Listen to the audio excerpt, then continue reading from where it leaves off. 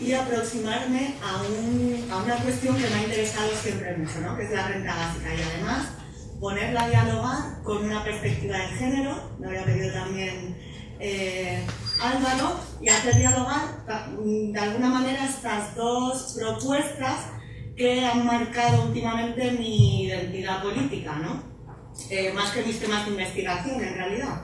Pero bueno, voy a intentar contextualizar de alguna manera el debate que se está dando dentro del feminismo en torno a la renta básica, y después hacer una especie de análisis de política pública con una serie de objetivos para conseguir la igualdad de género a través de la implementación de políticas de bienestar social. Había pedido una presentación, pero no funciona muy bien el ordenador, muy raro, en esta universidad, entonces bueno, me voy a lanzar al vacío sin presentación. Vale, bueno, pues voy a pasar muy rápido por algunas cuestiones que ya se han tratado, pero que sí que me gustaría enfatizar de alguna manera, ¿no? Y en primer lugar es cómo tenemos que interpretar el capitalismo y el trabajo que hacen las mujeres, o que han hecho tradicionalmente las mujeres dentro del capitalismo, ¿no? Y de alguna manera tenemos que concebirlo o entenderlo de una manera ampliada, abarcando tanto la economía oficial como las condiciones contextuales no económicas que lo hacen posible, ¿no? Y que de alguna manera el capitalismo se ha adaptado o ha actuado de ciertas maneras para relacionarse con la reproducción social que era necesaria para la reproducción del mismo sistema, ¿no? Lo ha comentado Jorge antes, la economía capitalista para reproducirse depende de ciertas actividades para formar a los sujetos parte del capitalismo, ¿no? Esas actividades pues son traer al mundo y socializar a los niños, cuidar a ancianos y dependientes, mantener hogares, sostener los significados, disposiciones afectivas que apuntan en la cooperación social, etcétera, etcétera. Pero esas actividades, el capitalismo no les ha asignado un valor monetario, ¿no? De alguna manera podemos decir que se ha aprovechado sin coste alguno de todo ese trabajo que tradicionalmente se ha asociado a las mujeres, ¿no? Y ha oscurecido su importancia y su valor dentro de la sociedad. Hay una teórica feminista que se llama Nancy Fraser que estudia la igualdad de género dentro de los estados de bienestar, las políticas públicas, con una serie de principios. Voy a estar todo el rato dándole vueltas a sus teorías, a lo que ha estado escribiendo en los últimos 20 años más o menos. Y en uno de los últimos textos que ha publicado, Fraser distingue tres regímenes de reproducción social asociados a los modelos específicos de la producción económica, la historia del capitalismo. Voy a pasar muy rápido por los primeros. En el siglo XIX el régimen capitalista liberal tenía o elaboró un imaginario de género de esferas separadas. Por un lado estaba la esfera pública, por otro lado la esfera privada.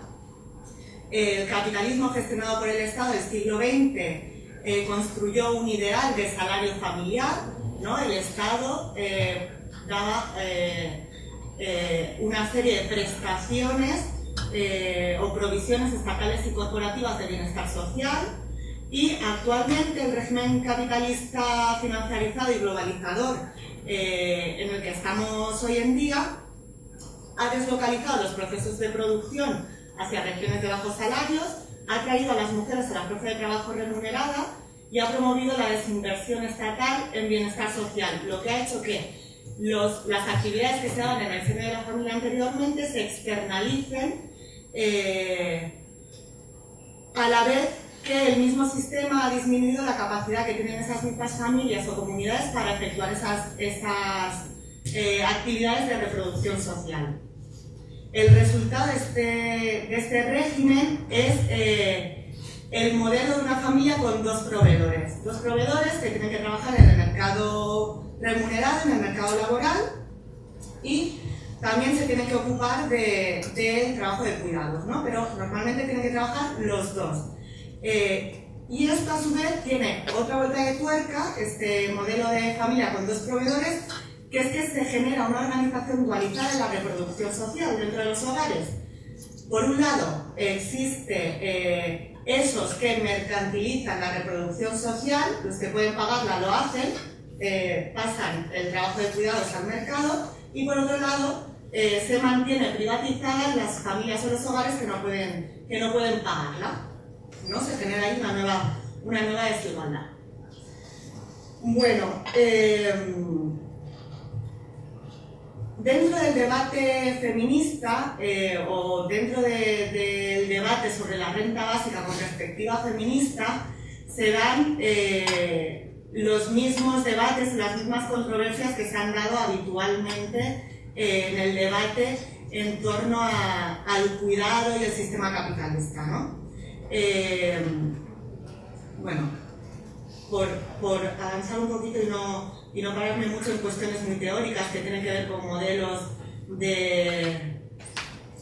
familiares o las teorías feministas de la igualdad, de la diferencia, me voy a ir directamente a los modelos que intentan superar esos feminismos o ese dilema que se daba en la cuestión de cómo hacemos para valorar el trabajo de las mujeres o que tradicionalmente han hecho las mujeres, o el trabajo de cuidados dentro de nuestras sociedades, ¿no? Bueno, pues había como dos posturas, el feminismo de la diferencia, el feminismo de la igualdad.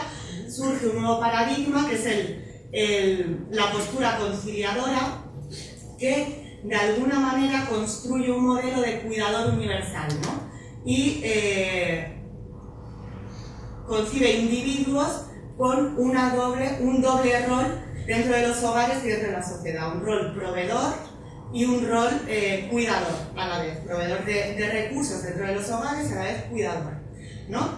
Bueno, no sé si se me ha entendido muy bien, igual voy a explicar un poquito por encima las diferentes posturas. Por un lado, el feminismo de la igualdad se fundamentaría en la neutralidad de género, que pretende asemejar hombres y mujeres mediante la eliminación de las barreras que dificultan la participación de estas últimas en las esferas o en los espacios dominados por los hombres, habitualmente de poder, la economía y la política. Y además también quiere asemejar las trayectorias de vida de las mujeres a las de los hombres, a las que ya tienen los hombres, ¿no? Este sería el feminismo de la igualdad. El feminismo de la diferencia lo que hace es enfatizar el tiempo y los recursos necesarios que las mujeres están invirtiendo en el trabajo de cuidados y reivindicar un apoyo como un derecho, un apoyo económico, un apoyo estatal como un derecho para poder ejercer ese trabajo de cuidados. Y esta tercera postura superaría algunas de las limitaciones que tienen las otras dos. Sobre todo por este doble rol que se daría a los individuos dentro de los hogares, ¿no? Bueno, por ir a la renta básica rápidamente. También hay algunas áreas de disputa que se dan dentro del debate de la renta básica dentro del feminismo, pero que son las mismas disputas que de alguna manera se dan en el debate del feminismo en otros ámbitos en general, ¿no? Por un lado serían los incentivos, o cómo quedarían los incentivos para dedicarse al trabajo remunerado, ¿no? Evidentemente la implementación de la renta básica es muy probable que fomente una cierta reducción de la participación en el mercado laboral. La pregunta sería de cuántos serían y quiénes serían esas personas que saldrían despedidas del mercado laboral. Ha comentado Jorge antes también esta encuesta que se ha publicado esta semana o la semana pasada en Cataluña, de alrededor del 3% de los trabajadores y de los que no están trabajando no dejarían el mercado laboral o seguirían buscando trabajo. Es decir, el porcentaje de gente que dejaría de trabajar, el porcentaje de gorrones es muy bajo, ¿no? Pero bueno, el movimiento feminista o parte del movimiento feminista sí que tiene una gran preocupación en qué medida esta gente que dejaría de trabajar van a ser mujeres, ¿no? Porque las mujeres tienen menos incentivos para continuar dentro del mercado laboral, en ocasiones porque tienen bajos ingresos o tienen menores cualificaciones, tienen vínculos mucho más débiles dentro del mercado laboral, ¿no? Y además tienen una relación muchísimo más inestable a causa de los periodos de maternidad dedicados a cuidados, etcétera, etcétera, ¿no? Entonces el miedo de de algunas críticas con la renta básica, algunas críticas feministas, sería ese, ¿no? Hasta qué punto los efectos de la renta básica en la participación de las mujeres van a afectar o van a reproducir esas desigualdades de género que ya existen, esa división sexual del trabajo, ¿no? Bueno, pues defensoras de la renta básica, desde la perspectiva feminista también, consideran que estos efectos sobre la participación de las mujeres en el mercado laboral no serían tan claros, porque es verdad que algunas mujeres que tienen una posición muy débil o precaria, muy precaria dentro del mercado laboral, pueden abandonarlo porque les compensa más dedicarse al cuidado de sus familias. Es posible que otras que hoy en día no están trabajando porque los subsidios económicos que están recibiendo dependen de una situación económica determinada, no están recibiendo salarios, al desligarse, al ser una renta incondicional, independiente de la situación laboral de las personas, es posible que esas mujeres entrasen en el mercado laboral. Entonces los efectos en ese sentido no estarían claros, ¿no?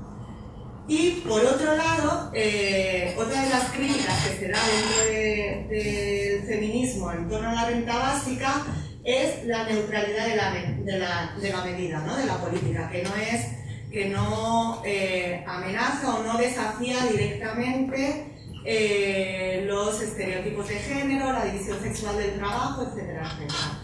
Bueno, pues esta crítica también puede darse la vuelta, ¿no? Esta crítica, y la cuestión es que la naturaleza incondicional de la renta básica significa que nadie va a tener que especializarse en un rol, ya sea de proveedor de recursos ni de cuidados, ¿no? Y esto va a permitir que puedan recibir apoyo sin tener que estar dentro de ese molde de ciudadanía necesario para recibir cualquier ayuda del Estado, ¿no? Que en el marco que estamos actualmente, que sí que se tienen que cumplir una serie de condiciones, ¿no? Con la renta básica todo el mundo podría recibir una cierta seguridad material y en este sentido serían neutras en relación al tipo de actividades que las personas desarrollan, ¿no? Bueno, el término interseccionalidad tiene que ver con la idea de que la experiencia de la mujer o la experiencia de las mujeres no está solo determinada por su género, sino que hay otros esquemas de estratificación social, como por ejemplo la raza, la clase, la discapacidad, la sexualidad, el origen nacional, la edad, la religión, etcétera, que también van a afectar a su experiencia como mujeres, ¿no? Y eso significa que es necesario incluir en el debate estos aspectos relacionados con las diferentes formas de discriminación que pueden sufrir las mujeres, además del género, y además ir un poco más allá de las meras políticas familiares, ¿no? Cuando hablamos de género en políticas públicas, porque hay cuestiones que nos afectan a las mujeres mucho más allá del hogar. Pues bueno, con este objetivo se hace un análisis de la renta básica en base a los 7 principios de Nancy Fraser también de evaluación de políticas públicas para ver el cumplimiento de la igualdad de género, ¿no? Entonces ahora os voy a ir diciendo los principios que Nancy Fraser considera que cualquier política pública que pretenda contribuir a la igualdad de género debe cumplir y en qué medida la renta básica va a beneficiar, una política pública como la renta básica va a beneficiar a la igualdad de género, ¿no? En cada uno de esos componentes. Bueno, el primero de los componentes es la antipobreza. Cualquier política pública que esté dirigida a la igualdad de género tiene que prevenir la pobreza porque es fundamental, ya que las mujeres tienen más riesgo que los hombres en sufrirla, ¿no? Además, dentro de las mujeres hay ciertos grupos que tienen más riesgo que otros de sufrir estas desventajas económicas, como por ejemplo las madres solteras, las mujeres de minorías étnicas, las discapacitadas, las refugiadas, las migrantes, etc. Entonces, en este caso, el potencial de la renta básica para reducir la pobreza es uno de los componentes principales de esta medida para reducir la desigualdad de género, ¿no? Por un lado, se debe al carácter universal, que va a aumentar la efectividad a la hora de prevenir más que aliviar la pobreza. Por un lado, va a sacar a las mujeres y a muchos hombres, pero bueno, estamos hablando de las mujeres, de las trampas del desempleo, ¿no? De no trabajar porque entonces pierdo los subsidios sociales que me está dando ahora mismo el estado de bienestar, ¿no? De esta manera también va a facilitar que se pueda combinar este subsidio de desempleo con un trabajo remunerado o incluso aumentar las horas en el trabajo en el mercado laboral, ¿no? El segundo principio, voy a ir rápido porque si no me voy a alargar mucho y seguro que tenéis muchas ganas de hablar y no queda tanto para que nos cierren. Bueno, el segundo principio sería el principio de antiexplotación. Cualquier política pública tiene que estar en contra de la explotación, ¿no? Fraser dice que los subsidios y las ayudas del Estado no deben estar ligados a ninguna relación de dependencia, ¿no? Y la cuestión sería saber en qué medida la renta básica va a poder contribuir a reducir el poder que los jefes, los novios y los burócratas tienen actualmente sobre la vida de las mujeres. Bueno, pues en primer lugar, en relación a los jefes o a los mercados, la renta básica, se ha comentado también antes, aumentaría el poder de negociación de los trabajadores frente a los empleadores, ¿no? Y también eliminaría de alguna manera la amenaza del despido.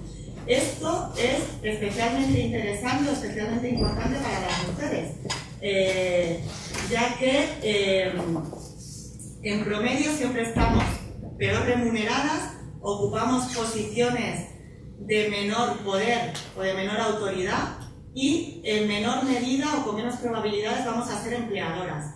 Por lo tanto, la renta básica aumentaría nuestro poder de negociación en relación mucho más que los hombres.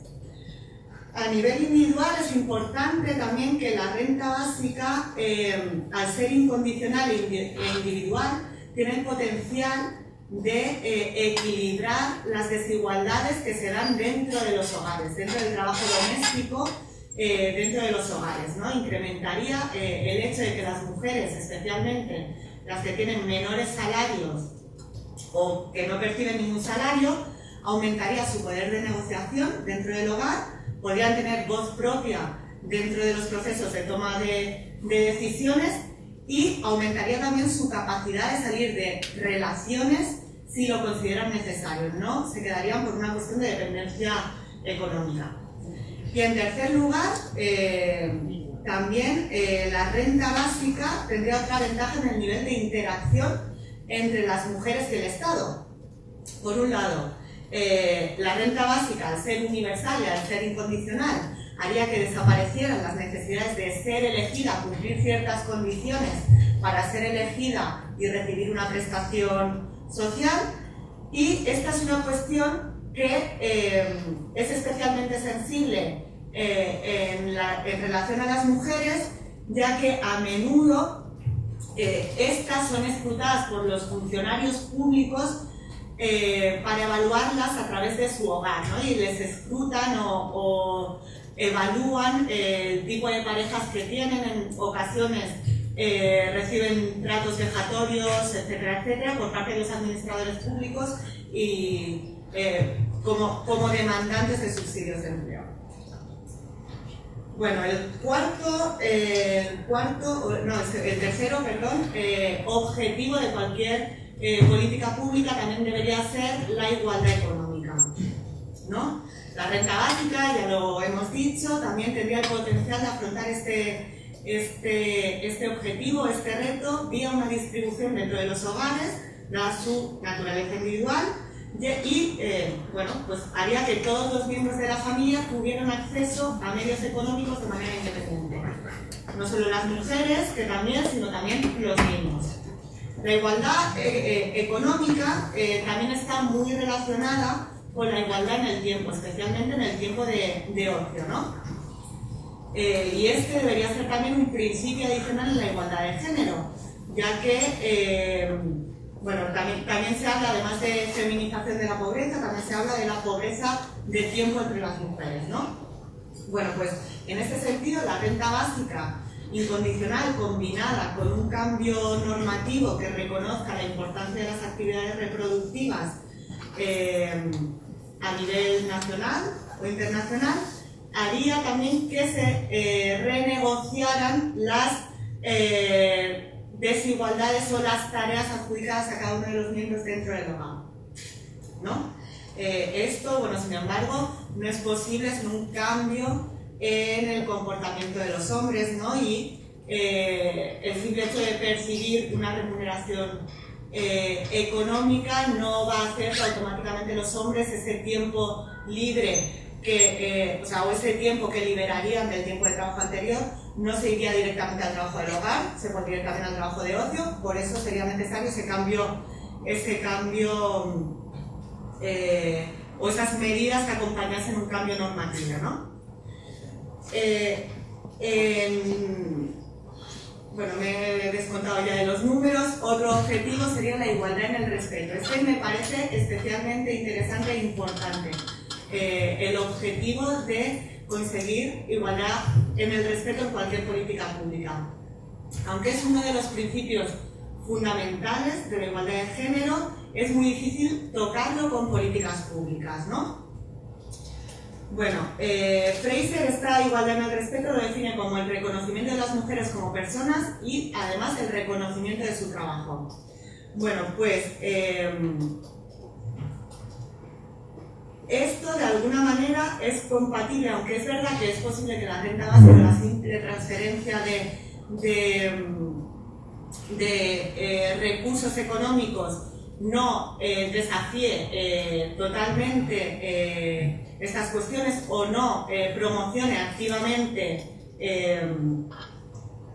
la igualdad en el respeto, sí que de alguna manera lo promociona especialmente a nivel institucional, con la falta de condicionalidad, como hemos dicho antes, y reduciría las faltas de respeto y las humillaciones que pueden suceder a la hora de demandar prestaciones sociales de la administración pública. Como he dicho antes, estas humillaciones a veces están muy focalizadas en las mujeres, en el tipo de trabajo que hacen las mujeres y al que recurren cuando opera la desesperación y la necesidad, ¿no? Y en relación con esto, además, en un sentido amplio, la seguridad financiera básica también es esperable que reduzca o incluso que elimine la participación de las mujeres en el trabajo sexual, ¿no? Ya que, como os he dicho, eliminaría también esta necesidad y esta desesperación de muchas mujeres que recurren al trabajo sexual para garantizar su subsistencia actualmente, ¿no?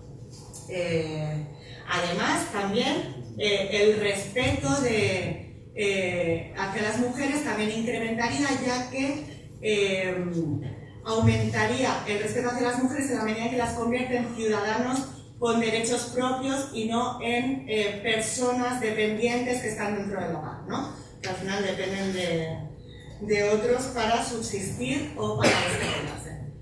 Y bueno, por último, los objetivos de la antimarginalización y el androcentrismo, que Fraser considera que incluyendo estos objetivos dentro del análisis de las políticas públicas es posible superar una serie de dilemas que se dan dentro del debate feminista.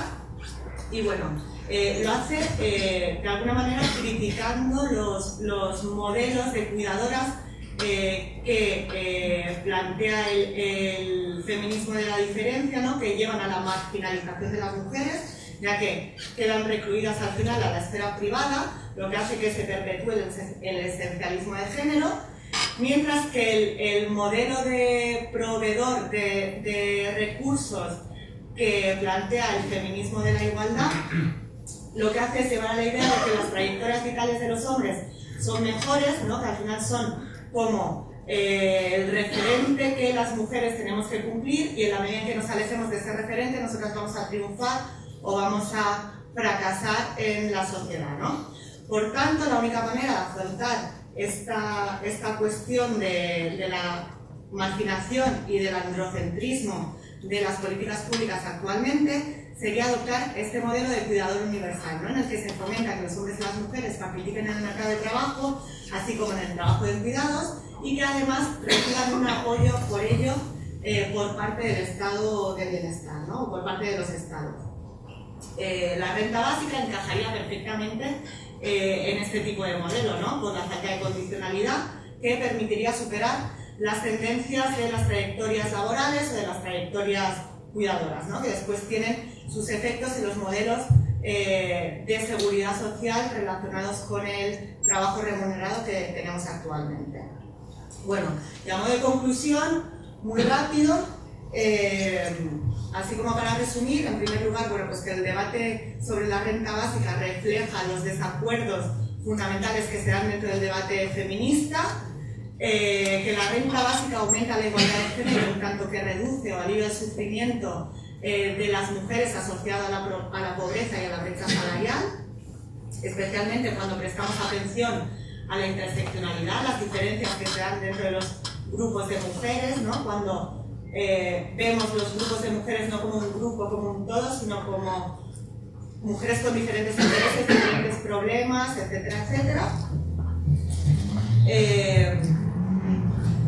Y bueno, y por último, que para alcanzar la igualdad de género real a través de la renta básica, esta debe ser acompañada por otras medidas adicionales, pero bueno, que esto no es una cuestión solo de la renta básica, sino de cualquier medida, de cualquier política pública, ¿no? Por sí sola no cambia todo, no es ninguna panacea y no puede cambiarlo todo de tirón. Y nada, hasta aquí. Nos queda todavía media hora de debate, no sé si queréis hacer algún apunte y si no pasamos, si hay alguna pregunta. Y si no pasamos al debate. Bueno, muchas gracias. Lo primero, toda la información al respecto, yo creo que todos los que estamos aquí estamos interesados, ¿no? Es verdad, me hacía gracia lo que decía Jorge, es verdad que hace 3 años cuando se hablaba de esto casi que entrabas en shock y ahora raro es el día que no tenemos alguna noticia. Yo formo parte de un grupo de irreductibles raros que somos de la provincia del norte, de Zamora, que somos campeones de Europa en despoblación y en envejecimiento de la población. Entonces, ahí la renta básica es absolutamente decisiva, porque estamos hablando en los sectores más sensatos de la política, se está hablando ya no de políticas demográficas, sino de repoblación, de políticas de repoblación. Eso en el siglo XXI es una cosa muy compleja, no es como en el siglo XIII, donde movías a la gente incluso en contra de su voluntad. Si además, es un, bueno, no lo tengo que explicar, es un bucle, no tienes nada, entonces ofreces menos, entonces tiene menos gente, entonces se va más gente, entonces además coincide que la gente ahora cada vez vive más años. Es todo muy obvio. Entonces, más años, ¿no? Bueno, según el FMI, sí. Si no hay quien les cuide, sí. Si no hay quien les cuide, sí, es un problema muy grave, eso no te diría. Entonces, claro, la renta básica es como una especie de última esperanza, pero además, no sé si única, a lo mejor yo no soy tan imaginativa como para imaginar o para ver otras posibilidades, pero la renta básica es el colchón definitivo que animaría a la gente a recuperar territorios que ofrecen ya muy poco, porque están muy deteriorados, porque las políticas brutales de los últimos 20 años han dejado devastada tanto la población como las economías que pudiesen existir, tanto agrícola como si en caso de que hubiese algún tejido industrial. Entonces, yo quería incidir en eso, porque quizás porque somos todos un poco urbanitas, se nos olvida que en muchas provincias el problema de verdad enorme es la desaparición del campo. Y en el caso concreto de Castilla y León, además, muy especialmente lo que era el antiguo país leonés, lo que llamábamos la raya, las capitales no son tal, o sea, en el fondo son centros administrativos de lo que era el campo, no son ciudades como tal, no hay políticas urbanas, o no lo son. Întonces, me gustaría conocer vuestro punto de vista a este respecto, porque al menos ya os digo que para mí es la única salida para emprender esas políticas de repoblación, si las queremos llamar así, ¿no? Y luego, una cosa que contó Daniel, que es cierto, y es, no quiero hablar de que la renta básica incentive el consumo, pero sí que es cierto que nos enfrentamos a una realidad no solamente de pobreza por falta de empleo, sino de pobreza ya estructural en el mundo del empleo, a periodos, yo creo que un periodo, no sabría calcular los años, a lo mejor 15 o 20 años, de desadaptación del sistema y de la formación de los trabajadores, en los que necesitaríamos también ese colchón, ¿no? Y en ese sentido, pues también la renta básica sería un poco la tranquilidad y la posibilidad de renovar y de readaptarnos o de readaptarnos como sociedad a una nueva realidad. David, y luego. Sí, yo quería comentar varias cosillas y tal que se me han ocurrido a raíz de lo que habéis estado comentando. Pero lo primero, agradeceros mucho que habéis podido llegar a venir, ¿no? Entonces, si ya no hay dudas respecto al tema de las financiaciones, ¿dónde están los estudios de campo de cómo se implementa? O sea, si ya se están haciendo ciertas investigaciones de puesta en marcha de la renta básica en otros sitios, con la capacidad que tenemos a día de hoy dentro de los ayuntamientos del cambio y cierto grado de influencia en algunas comunidades autónomas, ¿por qué no sale la financiación para esos estudios a nivel sociológico, perdón? ¿Y cuáles son los parámetros que tenemos que aplicar para que esos estudios no se queden en si ha subido tanto o cuánto el PIB? O si ha subido cuánto o tanto la empleabilidad de determinadas personas. Por otro lado, claro, si implantamos la renta básica como tal, tenemos que enfatizar para qué. O facilitar ese tiempo libre o ese ocio que podemos llegar a tener para las personas y en qué enfoque se supone que se le tenemos que dar. La compañera ha apuntado algo que me ha llegado muy al alma porque yo me dedico a la formación para el empleo, entonces es algo que me toca mucho el corazón porque creo que ayudamos a la gente no solamente a formarse para conseguir un empleo, sino para formarse también como personas, y creo que puede ser una buena vía para poder llegar a hacerlo. Ejemplo sintético: una amiga que es auxiliar de enfermería y que está intentando autoformarse de la manera que puede, trabajando con trabajos precarios mientras se sigue autoformando. Todo esto con 45 años. Entonces, este tipo de ejemplos son muy fáciles de poder visualizar a cómo funcionaría esto con la renta básica. Ella dejaría esos trabajos precarios, se prepararía y podría obtener un mejor empleo y una mayor perspectiva de lo que llama Carolina Vescas, que me gusta mucho, de la rotura del eje del progresismo, ¿no? de ese eje donde hemos roto, donde nosotros no vamos a estar mejor que nuestros padres, y por supuesto la participación en política. Es decir, desde una perspectiva republicana, lo fundamental es poder participar de la política y poder hacer esa fiscalización de los políticos y de la red pública como tiene que ser, tener ese tiempo libre para poder realizar ese tipo de estudios. Un pequeño apunte. Las mujeres no están menos capacitadas que los hombres a nivel académico. De hecho, los últimos estudios que acaban de salir es que de todos aquellos menores de 35 años, sé que es muy sesgado y con gente joven, la mayor parte de los que han obtenido una titulación superior son mujeres. Un 45%. Sí, creo que te he entendido. He estado mal, pero no quería decir Vale, es simplemente una pequeña puntualización. Yo vengo del mundo del software libre de los Boy Scouts, para que os hagáis idea del quilombo, ¿no? Entonces, como una manera de poder enfatizar lo que implica el trabajo voluntario que se puede realizar a través de los monitores de Boy Scouts, la mayor parte de ellos no cobran un puto duro para hacer su trabajo, que es un trabajo, es cuidar de los tíos y es educarlos, y luego por el otro trabajo, todo aquel trabajo que realizamos la gente de la comunidad del software libre, para que todos dentro de la sociedad tengamos acceso a la tecnología de manera totalmente libre y gratuita, ¿no? Entonces, como una manera también de poder enfocar qué proyectos podríamos sacar del software libre si no tuviéramos que depender de un sueldo fijo y qué podríamos aportar a la sociedad a la hora de poder hacer todo ese tipo de cosas, ¿no? Y respecto al modelo de financiación, por supuesto, la cuarta revolución industrial lo que va a implicar es que vamos a terminar teniendo una serie de empresas sin empleados, o con una tasa de empleados muy baja respecto a la producción que se va a llegar a tener. Hay que empezar a plantear un impuesto al común. Es decir, si tú vas a empezar a poder generar beneficio por parte de una determinada empresa sin que eso conlleve un trabajo remunerado de personas, tiene que implicar necesariamente que eso que va a financiar a las pensiones parte de lo que se puede financiar también, por supuesto, con la renta básica, tenemos que poner freno o algo que incentive de alguna manera o a seguir teniendo trabajadores que sean personas, o bien que si tú quieres seguir ese modelo de automatización, como en el transporte, por poner un ejemplo, ¿sabes? Que se pueda llegar a sacar un impuesto extra dependiendo del tipo de automatización que tú tengas dentro de tu negocio. O sea, un impuesto a la automatización, para que así podamos tener más dinero para poder financiar y poder sostener mejor el sistema y lo que tengamos que financiar en la base. Vale, pues muchas gracias por las reflexiones. Lo que comentaba la compañera es un problemón, y especialmente en España.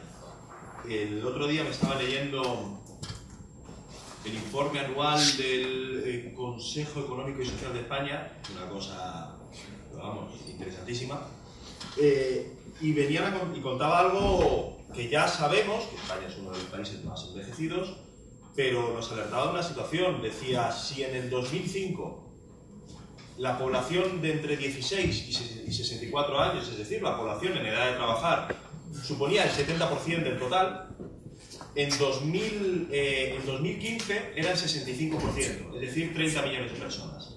Si las estimaciones permanecen constantes, las estimaciones demográficas, dentro de 10 años, en 2025, se va a reducir al 52% del total, es decir, 23 millones de personas. Y según el Instituto Nacional de Estadística, y esto lo digo de memoria, si mal no recuerdo, para 2028 van a nacer 5 millones de niños menos. Así que tenemos un grave problema de envejecimiento que se ve sobre todo en lo que es el campo, en lo que es en las zonas rurales. Y muchas veces se peca desde perspectivas excesivamente urbanas, y yo soy el primero. De hecho, creo que la misma forma de llamarlo mundo rural es una forma de llamarlo desde la ciudad, como si la huerta de Valencia fuera lo mismo que en Galicia, fuera lo mismo que en Salamanca o fuera lo mismo que en Andalucía. Es todo el mundo rural, todo lo que no es ciudad, todo lo que hay entre ciudad y ciudad. Y obviamente eso es un problemón. ¿Cómo rejuvenecer el mundo rural?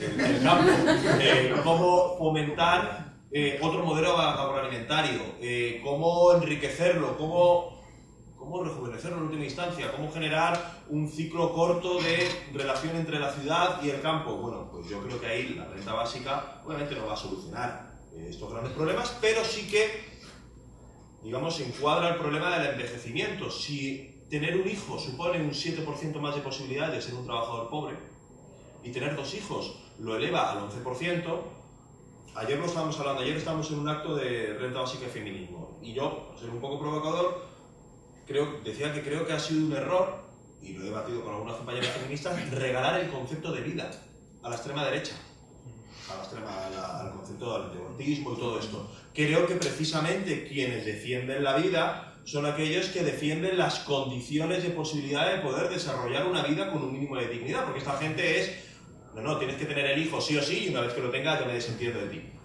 Y defender la vida es defender el derecho de, si quieres ser madre o no quieres ser madre, y hoy en día también el derecho de poder ser madre, que muchas veces está cercenado por la precariedad, por las condiciones de vida que lo impiden poder serlo. Y por unas razones obvias que estamos teniendo de demografía, que digamos que aquí más adelante un país envejecido. Los países, digamos, que atraen población inmigrante son países a los cuales todos se quieren acercar. Los países que se van envejeciendo y la gente se marcha, como en España, son países que están en un proceso de empobrecimiento, porque a día de hoy todavía la gente se sigue yendo. Gente, mucha de ella joven, que ha sido formada con dinero público, con el esfuerzo de sus padres, que le sale gratuito su formación a Alemania, por ejemplo. Entonces es un maná. El país que recibe inmigración joven ya formada es un país que se enriquece, y el otro que se empobrece. Pero como digo, esto no lo soluciona solo la renta básica, pero sí creo que puede ayudar a fomentarlo. El tema de por qué no se ha hecho los ayuntamientos de cambio, bueno, quizás aquí Daniel lo sabe mejor, pero creo que las estimaciones son a nivel de país, y los menos en Ontario, que es en Canadá, que no conozco. Pero no hablo de estudio, hablo de puesta en práctica. Por eso. Digo, de puesta en práctica, no sé si sería posible establecer una renta básica universal a nivel de ciudad. En los programas piloto que existen actualmente, creo que salvo Ontario en Canadá, y desconozco las condiciones exactas que lo permiten en Canadá, se dan a nivel de país, y creo que el estudio es a nivel de país. No sé si sería viable a nivel de ciudad, no sé si cuenta con los mecanismos de recabar impuestos para poder generar una renta básica a nivel metropolitano. Lo desconozco totalmente. Y lo que comentabas del ocio, claro, la cuestión, como se preguntaba Aristóteles, es con qué rellenamos el ocio, ¿no? Él lo tenía claro. Él decía, yo me dedico a la vida contemplativa y tengo objetos animados que son esclavos, ¿no? Pero la pregunta sigue siendo pertinente. De hecho, lo que nos podría permitir la renta básica es hacer de condiciones que hoy se ven, sobre todo de manera negativa, como la flexibilidad, y invertir el proceso. La flexibilidad en sí misma no es mala. Es más, si nos pusiéramos a explicar de dónde viene la idea de flexibilidad laboral, en realidad viene del conjunto de luchas obreras de los años 70, que luego al perder se le transforma y se le da otro sentido. Pero en realidad uno, si tiene una condición ya asegurada, puede hacer de la flexibilidad una fortaleza. Es decir, elegir si quiere un trabajo jornada parcial. De hecho, en Holanda, el 50% de la población que trabaja jornada parcial, y creo que era solo un 6% desearía trabajar jornada completa. En España es un 15% la gente que trabaja jornada parcial, muchas de ellas mujeres porque tienen que conciliar, o se supone que son ellas las que tienen que conciliar, y el 67% desearía trabajar a jornada completa. Eso no es porque les guste trabajar más horas, eso es porque el único horizonte de posibilidad para generar más ingresos es aumentar las horas de trabajo.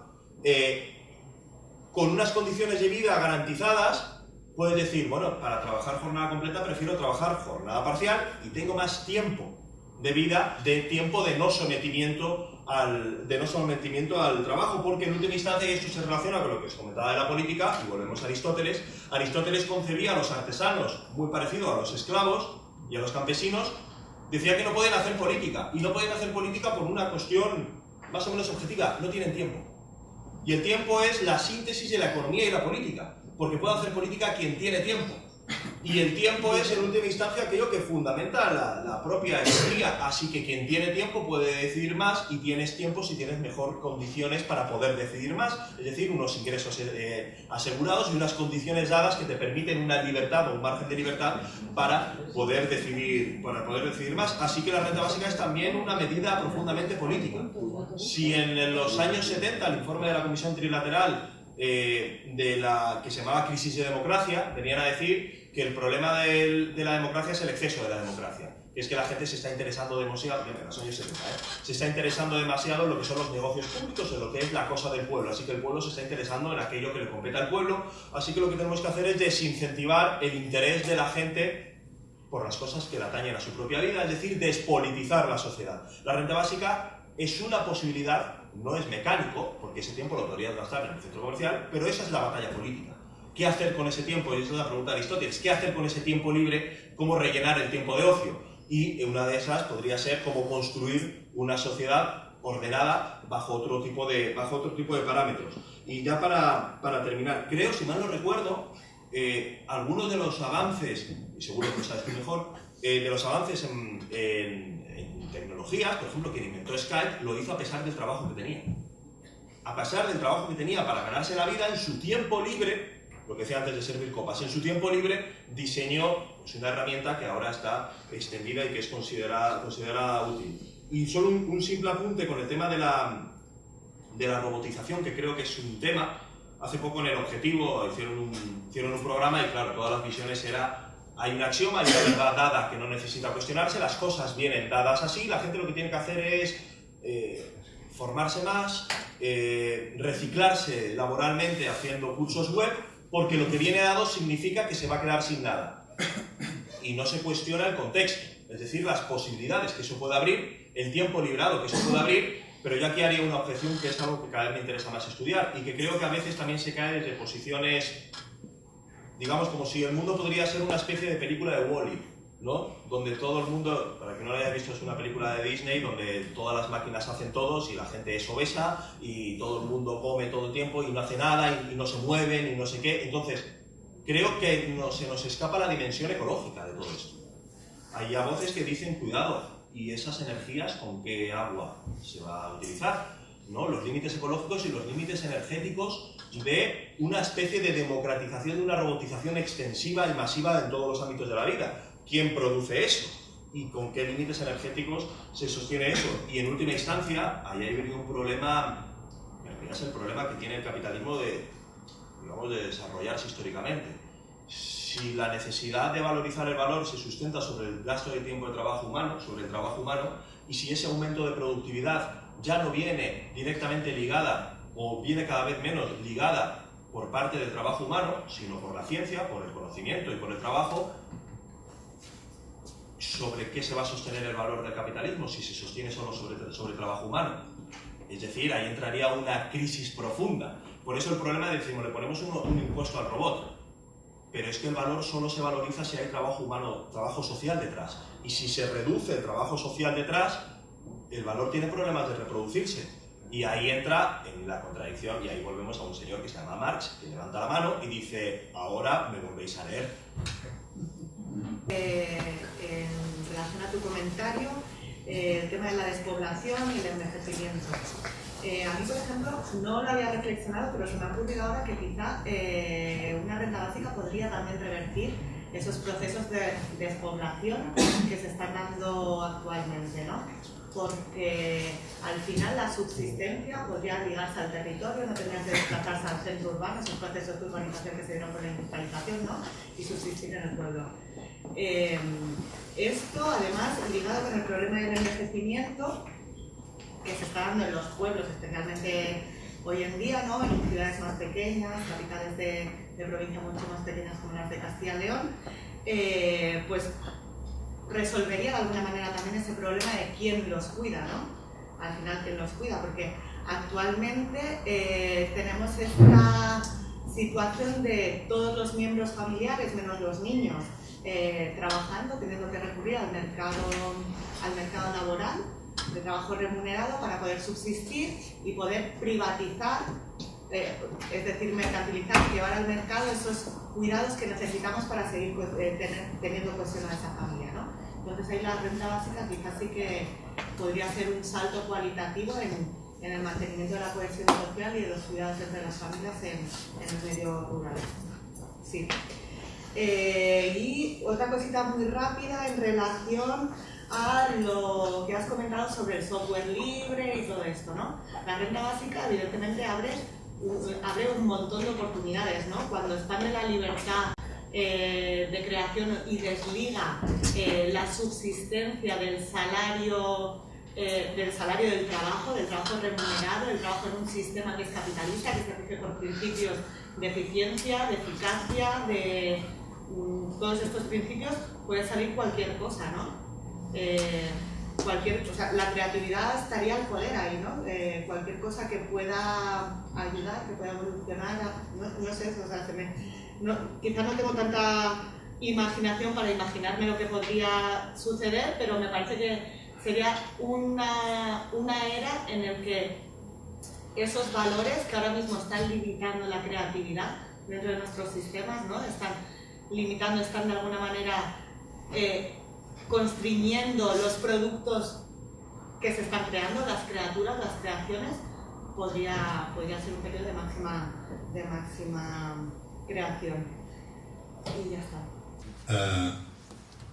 Los problemas o la relación del campo con la renta básica creo que tiene mucha similitud con lo que algunos autores han visto con una renta básica en relación a los pobres de los países pobres. Es decir, ¿por qué migra la gente pobre de los países pobres? Porque tienen las condiciones de existencia material completamente destrozadas. Entonces, esto yo creo que, salvando evidentemente algunas distancias, pero es lo que se encuentra quizá determinada gente en el campo. En cualquier caso, la renta básica a la gente, pero esto es una cosa general, no solamente a la gente del campo, lo que está dando es una posibilidad de elegir muy superior a actualmente qué hacer con tu propia vida. Y esto incluye, evidentemente, poder quedarte en el sitio donde has nacido, ¿no? Otro aspecto también rápido. Los experimentos. Vamos a ver, los experimentos. Es que Sobre esto hay mucha literatura y la verdad es que, en fin, yo creo que demasiada. Hay una inflación de literatura. Primero, los experimentos no pueden informar, ni mucho menos, independientemente, ahora dejemos esto, si un ayuntamiento puede financiar una renta básica. Te digo que no, ni el de Barcelona, ¿no? Ni el de Barcelona. Digo, el de Barcelona porque es potente, ¿no? Tiene superávit incluso, ¿no? Entonces, los experimentos se están haciendo en Finlandia, por ejemplo, pero con una limitación muy determinada, y en ciudades como Utrecht y otras 16 en Holanda y algunas en Escocia, y en Barcelona parece que se quiere hacer un experimento. Pero ¿qué ocurre? Vamos a ver, para decirlo muy rápidamente, el problema es que estos experimentos solamente pueden informar de una parte muy pequeña de los potenciales de la renta básica. Básicamente solo nos pueden informar de lo que hace la gente con su trabajo, ocupación, mejor dicho, con la ocupación. Claro, por ejemplo, los efectos de una renta básica sobre el poder de negociación de los trabajadores, esto en un experimento no se puede hacer, son unas cuantas, centenares o miles de personas desperdigadas además en la geografía, y por lo tanto esto queda completo. Sobre las mujeres y la renta básica, ya, olvidado, es decir, los efectos. Es decir, todo esto hay que encuadrarlo muy bien porque solo van a informar sobre un aspecto muy parcial de la renta básica. Un aspecto que es interesante, es un dato simplemente, y por lo tanto tampoco hay que hacer muchas elucubraciones al respecto, pero sirvió en Cataluña para que al menos determinados debates sobre mujeres y renta básica, digamos, quedaran en su lugar, ¿no? Me estoy refiriendo a esta encuesta que se hizo por parte de una empresa privada hace un año y pico en Cataluña. Era una empresa privada de opinión y por lo tanto era un estudio de estos estándar. La empresa se llamaba GESOP, etc. Entonces se hacían muchas preguntas sobre ¿usted estaría a favor de una renta básica de estas características? El 70 y pico por ciento de la población catalana, por áreas, por sitios diferentes está. Pero es interesante, relacionado con algunas de las cosas que decías tú, Carolina, es de la gente que trabajaba y separada, o sea, tenía ocupación, y separados hombres y mujeres, ¿no? Separados, se decía, usted con una renta básica de estas características, de 600 y pico euros, que eran el umbral de la pobreza, usted dejaría su puesto de trabajo. Y solamente eran un 3% de hombres y un menos de la mitad, un 1 y pico por ciento de mujeres. ¿Cómo? Esto, como mínimo, para determinada gente fue mucho. Y finalmente, una cuestión mucho más general, pero esto yo creo que es precisamente enlaza con una de las últimas cosas que decía, que es la fundamentación normativa de la renta básica, y yo creo que tiene mucha importancia y además esto va mucho más allá de la renta básica, ¿no? Y es cuando enfocamos, y esto cualquier partido que quiera hacer algún tipo de política económica al respecto, pues tendría que tener en cuenta cosas del tipo siguiente. ¿Qué propiedad, cuál es el concepto de propiedad privada que se ha impuesto en los últimos años, incluso yo diría en los últimos, al menos el último siglo? Es una concepción de la propiedad privada muy particular, la que no había habido nunca en la historia. La concepción de la propiedad privada que coge el liberalismo es algo completamente inaudito respecto a la tradición de lo que era la propiedad. La concepción que tenemos actualmente es la concepción que cogió el liberalismo, evidentemente como pensamiento en un origen completamente antidemocrático, el del siglo XIX, y es la definición famosísima que hizo el gran jurista del siglo XVII, William Blackstone, que dijo, y lo ha apuntado, definió la propiedad, y es lo que está imperando. La propiedad privada es el dominio único y despótico que un individuo tiene sobre una cosa con exclusión de los demás. Esta concepción es la que impera. Pero esto no ha sido la concepción de la propiedad históricamente. La concepción histórica de la propiedad, que ha tenido evidentemente, es básicamente se puede concebir de la siguiente manera. La propiedad es del soberano. El soberano delega en otros tipos, siempre que no vayan en contra del interés general. Para el republicanismo democrático, el soberano es el pueblo. Y esto queda fantásticamente recogido en determinados artículos de la Constitución de la Gran Revolución Francesa, sobre todo la última, la buena. La que es, digamos, la que empieza en 1793, básicamente, y que es la odiada.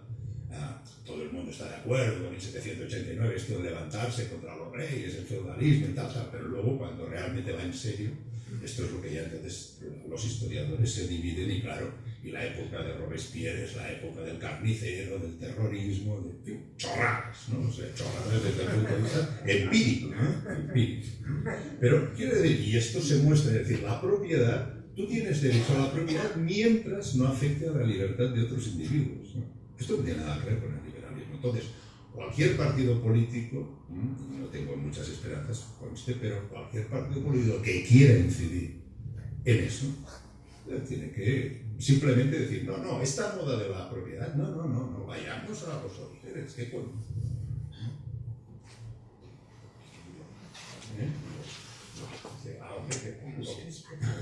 Lo siento, pero no queda ya tiempo para más preguntas porque nos tenemos que ir.